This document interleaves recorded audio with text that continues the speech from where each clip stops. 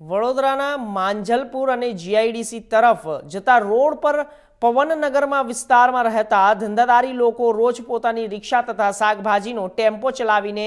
પોતાનું તથા પરિવારનું ગુજરાન ચલાવી રહ્યા છે। રિક્ષા ચાલકો રોજ વહેલી સવારે પોતાની રિક્ષા ટેમ્પો લઈ ધંધાર્થે નીકળી જતા હોય છે। રાત્રિના સમયે કોઈને નડતરરૂપ ન થાય તે રીતે રિક્ષાના રોડથી અંદરની સાઈડમાં પાર્ક કરે અને ઘણા લોકોની રિક્ષાના હપ્તા પણ ચાલુ છે। ત્યારે કેટલાક અસામાજિક તત્વો મોડી રાતના સમયે હથિયારો લઈને આવી આ ધંધાર્થી લોકોને રિક્ષાથી થ્રી વ્હીલર ટેમ્પો સહિતની મળી 14 થી 15 વાહનોની તોડફોડ કરીને ફરાર થઈ ગયા હતા અને સવારે માલિકો પોતાની રિક્ષા લઈને ધંધા માટે નીકળવા ઉઠ્યા તે દરમિયાન તેમની રિક્ષાના કાચ તોડી નાખેલા જોવા મળ્યા, જેના કારણે આ લોકોએ ત્યાં લગાવેલા સીસીટીવી કેમેરા ચેક કરતા કેટલાક તત્વોએ આવીને રિક્ષાઓની તોડફોડ કરી અને તે કેમેરામાં કેદ થઈ ગયું હતું, જેથી આ રિક્ષા ચાલકોએ નુકસાન કરનાર તત્વો સામે પોલીસ ફરિયાદ નોંધાવી હતી અને તેમના ખર્ચાની વસૂલાત કરવા માટે માંગ કરી રહ્યા છે।